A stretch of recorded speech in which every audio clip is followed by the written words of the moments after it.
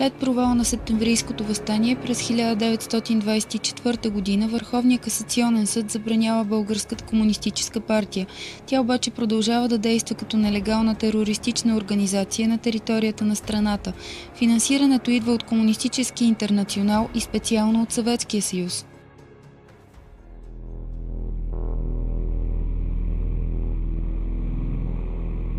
Най-тежкият терористичен акт в историята на България, а и на света по това време е атентатът в църквата Света Неделя, извършен на 16 април 1925 г. от терористичната организация на комунистите в България. Група крайно леви дейци на военната организация на Българската комунистическа партия взривява покрива на църквата Света Неделя в София. По това време в нея се провежда церемонията по погребението на ОЗ генерал Константин Георгиев, убит 2 дни по-рано специално за случай от комунистически дейци. Целта на атентата е да бъде ликвидиран военния и политически елит на страната, включително цар Борис III.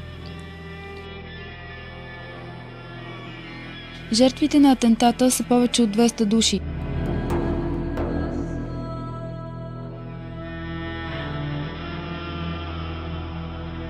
Загиват 49 души представители на военния елит на България, повече отколкото общо във всички войни до тогава. 3 депутати и множество граждани, включително деца. Ранените са повече от 500 души.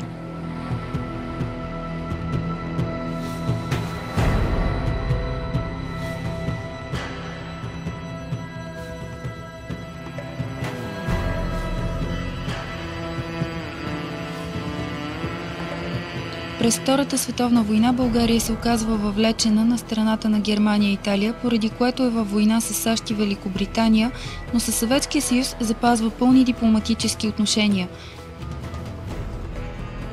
През 1941 г., когато германските войски нахлуват на територията на Съветския съюз, българските комунисти започват курс на въоръжена борба.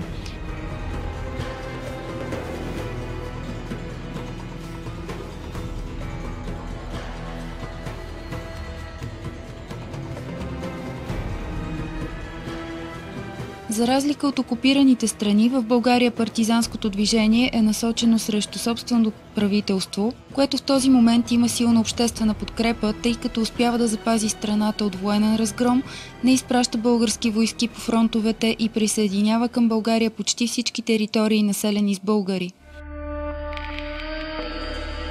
На 18 май 1944 г. съветското правителство връчва остра нота на България с искането България незабавно да скъса съюза с Германия. Скоро след това, под заплахата от настъпващата в Румъния Червена армия, правителството на Иван Багрянов обявява неутралитет на България във войната между Германия и Съветския съюз. То се разпорежда германските войски да напуснат страната, а отказващите да бъдат разоръжени. Съветския съюз не признава обявения от България неутралитет. Същевременно правителството започва сепаративни преговори за мир с Англия и САЩ, които пропадат поради обявената от страна на Съветския съюз война на България на 9 септември 1944 г. На 5 септември съветското главно командване утвърждава плана за военно нападение над България. Трети украински фронт е разположен на румънско-българската граница. Срещу България са насочени 258 000 военнослужещи, 5583 оръдия, 508 танкове, 1026 самолета и цялата сила на Черноморския флот. В 8:30 вечерта Съветския съюз обявява война на България. На 8 септември съветските войски завземат Русе, Силистра и Добрич, извършват морски десант във Варна. На 9 септември Отечественият фронт превзема властта чрез преврат, подготвен по-рано със съдействието на съветското ръководство и самия Сталин.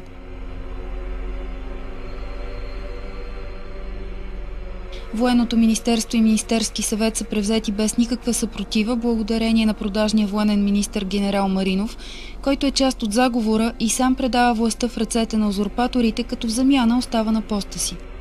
Съветските войски превземат Шумен, Разград и Бургас, обезоръжават шуменските гарнизонни полкове.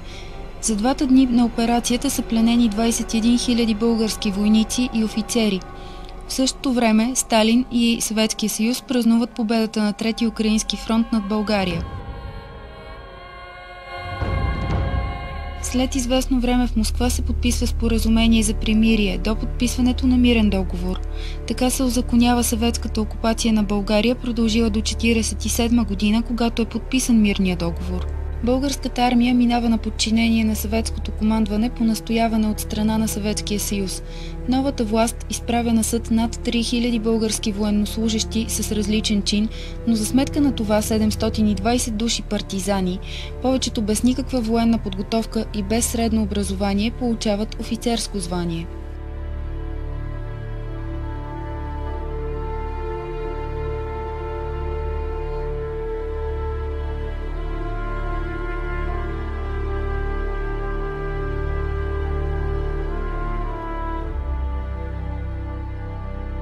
На 10 септември новият Министерски съвет узаконява формираната от комунисти и партизани народна милиция.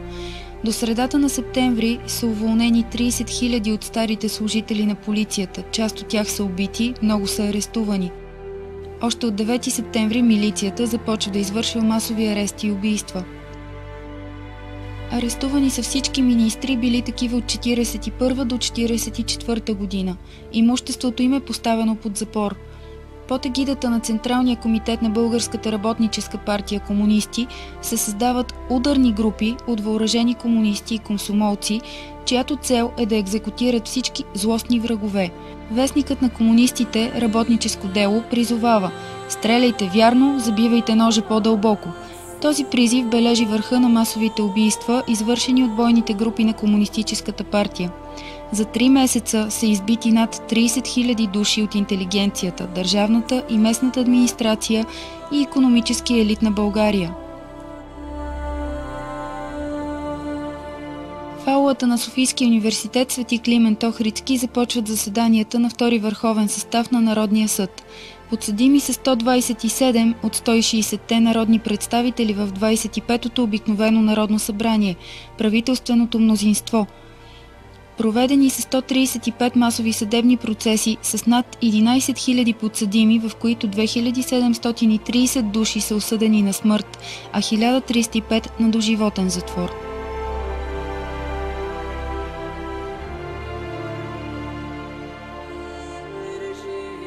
На 1 февруари 1945 година са осъдени, а на 2 февруари в централните софийски гробища са разстреляни осъдените на смърт 3 регенти, 22 министри, 67 народни представители и 8 царски съветници, взети направо от съдебните зали. Екзекуцията е изпълнена спешно в ранните часове на деня от предварително сформирана по нареждане на Централния комитет на Българската работническа партия специална група екзекутори, комунисти и ремсисти от МВР и от военното разузнаване. Разстрелът става на групи пред дълбоки ями от бомбардировките. Първите групи, регентите и министрите, са разстреляни с пистолетен изстрел в тила. С напредването на часовете екзекуцията става с автоматична стрелба.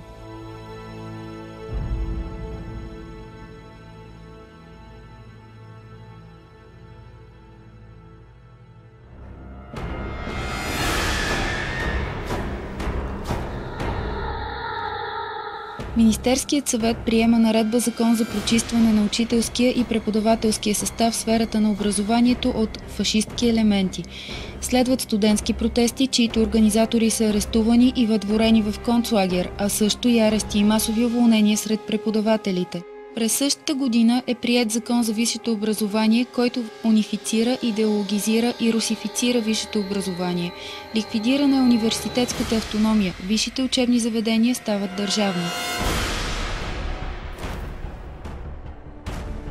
В началото на 1945 година се създават първите комунистически лагери за принудителен труд. Само от 1945 до 1962 година през лагерите на смъртта са минали над 300 000 души, от които над 100 000 са били убити или от нечовешките условия на живот, или от зверските методи на изтезания и извличане на самопризнания. Лагерите официално прекратяват дейност през 1962 година, но всъщност продължават да функционират до 1989. Общият брой на убитите в тях не е известен. Радиограма на Георги Димитров до Трайчо Костов от април 1945 година съдържа нареждане близките на осъдените от Народния съд да бъдат изселени, а част от тях изпратени на принудителна работа. Никакви съображения за хуманност и милосърдие не трябва да играят в дадения случай каквато и да е роля, казва Димитров.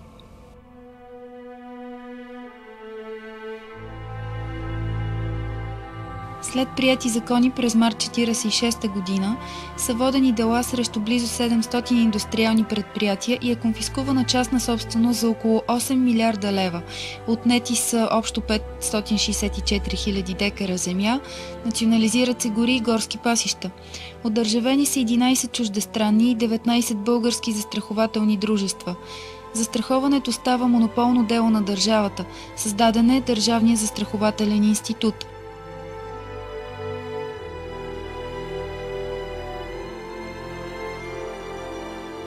Одържавяват със закон киноразпространението. Прекратяват дейността си 26 фирми вносителки на филми. До 1947 година са национализирани общо почти 7000 предприятия. Собствениците не са обезщетени с държавни лихвени облигации, както е предвидено в закона. Извършена е и национализация на банките. Проведена е парична обмяна с конфискационен характер. До 2000 лева старите банкноти се обменят 1 към 1, но средствата над тази сума се задържат като влог в банката и могат да бъдат обменени в съотношение 4 към 1. През април 1946 година Народното събрание приема изменение в Закона за печата.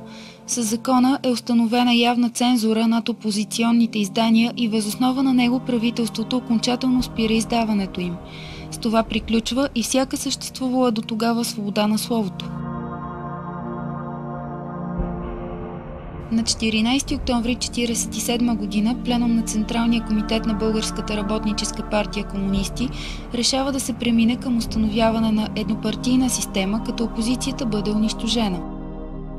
След като лидера на опозицията Никола Петков отхвърля проекта на Отечествения фронт за Конституция и обявява проект на опозиционния БЗНС, на 5 юни 1947 година Народното събрание отнема депутатски имунитет на Никола Петков и той е арестуван в самия парламент с обвинение, че е подготвил държавен преврат. В ареста той е подложен на жестоки мъчения и принуден да се признае за виновен по обвиненията, но по време на съдебния процес Никола Петков категорично отхвърля обвиненията.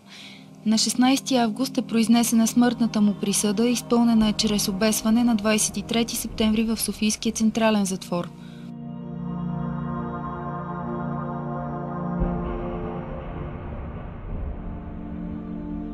Младежките организации на партиите в Отечествения фронт се сливат в Съюз на народната младеж, казионна масова организация за контрол върху младежта и възпитанието й в комунистически дух, за подпомагане мероприятията на комунистическата власт, в това число организирането на бригадирското движение и като банка кадри за ръководството на Компартията.